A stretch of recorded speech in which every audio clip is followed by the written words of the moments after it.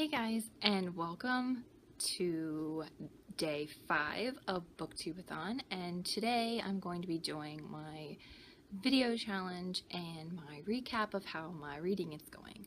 So today for the Booktube-a-thon video challenge, it is to do a class list. So if you could be a teacher or a professor of a class, what books would you choose for your class to have to read? And one of them had to be on your TBR for Booktube-a-thon. I actually have a degree in early childhood education. So one of my favorite classes that I had to take was my children's literature course in college, and it was a great class. We had to read a lot of great children's books. We had to write our own children's book, which I really enjoyed, and I actually contemplated having my children's book published. I never did, but I still come back to it and think about it every once in a while. I'd have to remake it because it's been like 10 plus years since then, and it's not in the best of shape anymore. But anyway, getting back to the course. If I had to teach a college course, I think a children's literature course would be a great one to have to teach. So from my children's literature course in college, we had to read Harry Potter and the Sorcerer's Stone, The Giver, and The Loser. Obviously, I enjoyed Harry Potter. I had already read it before the college class. The Giver, I can't remember if I had read, but I did enjoy it. It's one of those like original dystopian type stories, and it's just a really great book. They turned it into a movie, which I haven't seen. And The Loser, it was okay. I can't really remember too much about it, so I can't really say whether I enjoyed it or didn't enjoy it. I can't really remember reading it, and I still have the book from college, so I kind of want to read it again. All that being said, if I had to make a children's literature class reading list, here are the books that I would choose.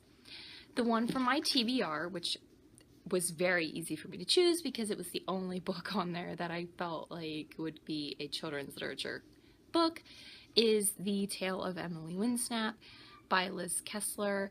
This is a middle grade story, and the main character discovers that she is a mermaid. I've actually finished reading this one already. This is the book that I read for my Read a Book in One Sitting challenge, and I gave it a shot because I was like, it was barely over 200 pages, and I thought that I could do that in one sitting. But I loved the relationship between the daughter and the mom. It was very realistic of how a 12-year-old girl would talk to her mother and their relationship. I just thought it was really great, and I just think it could be like a really good book. I can't wait till my kids get old enough that I can let them read this. I think it's going to be a really good book for them, especially since I have 2 girls, and I just think this is a really cute story. If it wasn't on my TBR, I don't know if I would pick it for a children's lit course, but I did think it was a really cute story, and there's a lot of things that you could get from it.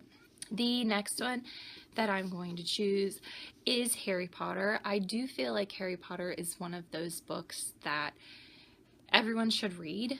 I feel like even if you're not a fan, I feel like you could get something from it, and you might be able to see why so many children and teens love this book. It definitely has that fantasy and magical aspect to it that kids love Disney, and this is just like a step up from that, a little bit older, but you still get that great fantasy aspect, obviously, because it's a fantasy story. But it's not difficult to see why kids find this world amazing, and adults too.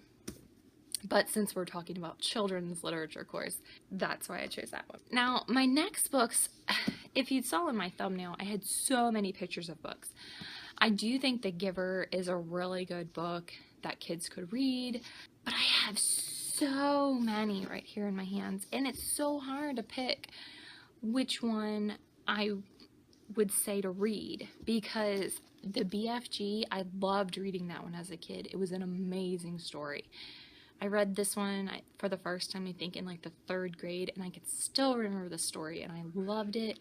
I haven't seen the movie, but I do want to. But this story is amazing and I love it. And this is like the original cover, and I absolutely love this book, and I think that would be another great one for a children's literature course. Charlotte's Web, which I just talked about in my video challenge yesterday, is another great one. And all of these books, like, they're so much different, like reading them as a child and reading them as an adult. Like, you pick out so many different things reading them as an adult. The Bridge to Terabithia, I read that one for the first time as an adult, but that's a great one that you could read in a children's literature course. Holes is another one that I love, and that one you could read in a children's literature course. I have so many books that are like perfect for a children's literature course. And another one, I can't remember if we had to read this one for my children's lit course in college, but it's another one and I just love it, and that is Winnie the Pooh. And I just love the imagination aspect in this story. It's just so cute and sweet, and I just love it. Like, it's adorable. So I think those are some of the books that I would choose. I might not choose all of them for like one children's lit course, but it would be nice to like switch it up. That way you wouldn't have to read the same ones for every semester. Does that sound weird?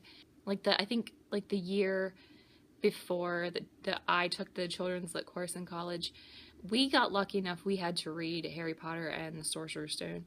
Like the year before us, they had to read Order of the Phoenix. So if you hadn't read the other ones, it would have been a little awkward. But just different books that you can pick and choose from, that would be great for children's lit. I just think that stack right here, I think this is a great group of books that you could read for a children's lit course. Moving on from that, how I've been doing. I am about halfway through Call of the Wild, which I am reading for Read a Book Outside. I didn't get much reading done today. I took my kids back to school shopping. We went to lunch. We went to Sweet Frog.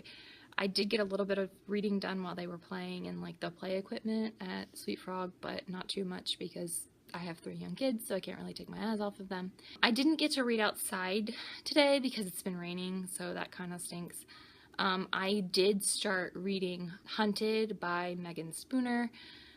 Hopefully I can get that book completed this week, and I didn't really have a challenge that went along with that one. I just happened to finish a book and I didn't have another physical book with me, so I have that one on Kindle book and I started reading it on my Kindle app on my phone. So that's where that one came from, starting reading that one. But it's a book that I've wanted to read, and I figured I'd just go ahead and read it this week. And if I'm going to try to read 7 books for the week, which as of now I know that's not going to happen because I've only read 2 whole books, and I'm in the middle, like I'm halfway through Call of the Wild and I'm only like 10% into Hunted. So I know that I'm not going to get 7 books read, but you know, I can try. But anyway, so that's how I'm doing with the challenges.